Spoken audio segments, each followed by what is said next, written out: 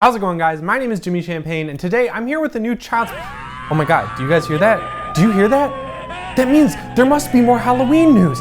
Yes! Before I get into that news though, I wanted to open up something. I've never really done an unboxing on this channel, but Peter Strain, who's a podcaster and artist, he drew this amazing Halloween 2018 poster, and he actually got retweeted by Blumhouse. And ever since then, it's been my phone wallpaper. It's been like that since I think August or September. But he did a contest where you could retweet and get entered in a giveaway to win a poster, and I won, and it finally showed up. So I wanted to show this to you guys. If you can't tell, it's a poster made up of all the different cast and crew of Halloween. I can't tell, but I think this might be the original poster, which is insane. And I don't know if he's selling them or if he just sent me the one he made, but you definitely should go follow him. The art he makes is incredible. I cannot wait to hang this up and just put it with my John Carpenter shrine that's on the other side of my apartment. So if you've been watching me for a little while, you've definitely heard the name Collis. He's a writer over at EW, and if you've been following EW, they released posters, they released screenshots, early scenes, interviews, anything you can think of for the new Halloween. They released it, and it was 99% him,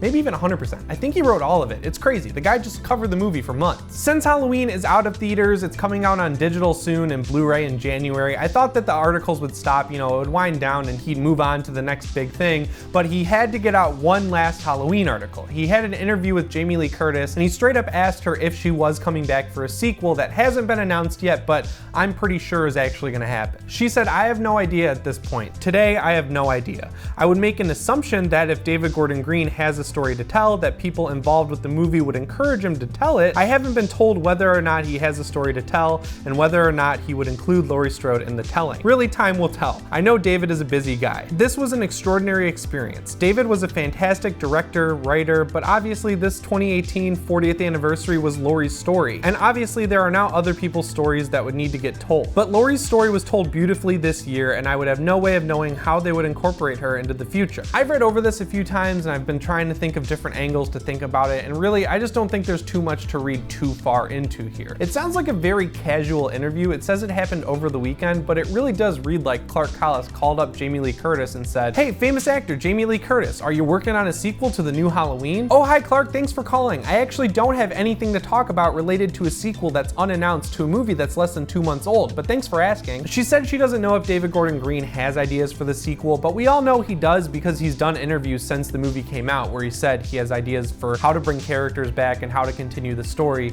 and Danny McBride has basically said the same thing. And on top of that, even if she did know if she was coming back, which I'm sure she does, she wouldn't be able to say anything because NDAs are a thing. She would have signed a document that says you can't talk about a sequel to Halloween until we announce it or whatever. And that sequel is not going to get announced for a while, at least until after the Blu-ray is out. The movie's not even 2 months old. A random one-off conversation that's a very casual interview is not the place where Jamie Lee Curtis is going to announce a sequel to Halloween. The second paragraph of that interview is much more interesting if you take it with the context of how the movie's ending was actually changed. In the original ending, Laurie Strode was fatally stabbed by Michael in the stomach, and then Karen shoots him with a crossbow and various other weapons, and he kind of stumbles off into the woods, and we still get the ending where you hear him breathing. I think it's safe to assume that the idea was to kill off Laurie Strode and then to make Karen and Allison the main characters going forward, which I would be totally fine with because both of them were great characters in the movie, but they didn't close the book on Laurie Strode. They left her alive, and they have to work with that in the future. They can't have a movie with just Karen and just Allison and just not mention Laurie Strode now because she's alive. And just to be real with you guys for a second, I don't think there's any reality where we don't get a sequel to this movie. It's a team of Blumhouse, Trancast, and Universal. They're not gonna leave money on the table. This movie made $150 million. It's kind of like that saying, where there's smoke, there's fire, but in this case, it's like where there's a burning basement where you don't see Michael die, there's fire. It's there, the fire is there. They're gonna make a sequel. But going back to the original ending of the movie, with the Blu-ray coming out soon, everyone who was on set and took pictures with their phone is kind of just letting those pictures make their way onto the internet. And Ryan Turek posted one from Laurie Strode's backyard with all the mannequins, and James Jude Courtney, I think, is in full costume as Michael Myers in it. And I think it does reveal some stuff about that original ending that they changed. While we do see Michael with mannequins in the movie, that's on the second floor of Laurie's house. house. We never see him with the ones at the shooting range, if I'm remembering correctly. So why was he back in that backyard at the shooting range? Well, we know that's from the original ending of the movie that we never saw. And honestly, I'm still pretty salty that they're not including that on the Blu-ray. I would really like to see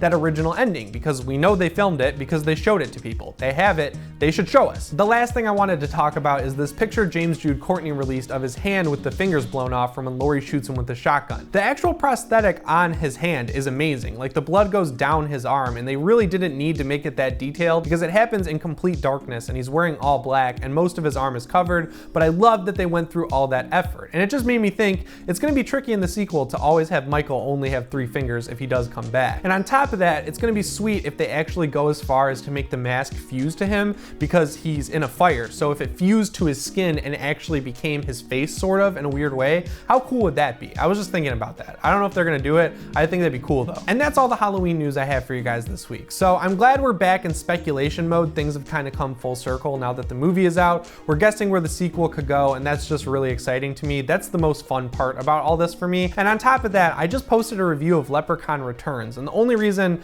I wanted to review that movie is because they did what Halloween did by ignoring every sequel and just picking up after the first one 25 years later. I don't think they stuck the landing, but it was an interesting idea nonetheless. I'm also gonna try this new thing that I learned from Forge Labs. If you've never checked him out, he's awesome. He's like one of my favorite gaming YouTubers. He picks comments from his previous videos and reads them at the end of his current ones, so I felt like that was a cool way to highlight some of the things you guys are saying and actually answer them face to face instead of with text. Right now we're at a point where we have a Halloween timeline that works, so I don't think we should reboot it again. It just seems like not the right move to me. And on top of that, Danielle Harris has the Hatchet franchise. She's leading that. She has a lot going on. I don't think we need to bring back Jamie Lloyd. This movie's budget was only $1 million, and I honestly think that Lyndon Porco did a great job as the Leprechaun. The costume looked great, he did a good job with the voice acting, and he was pretty funny, I guess. Like, I don't think that's the worst part about this movie, I guess is what I'm saying. There are actually a ton of people who don't know this movie's out. You can just go rent it on Amazon right now, but it will air for free on Sci-Fi in March of 2019,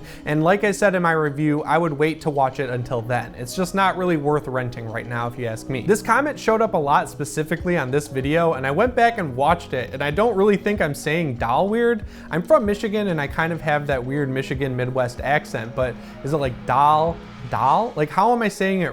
How do you say doll? Please tell me. It's like milk and milk, or bagel and bagel. It's weird.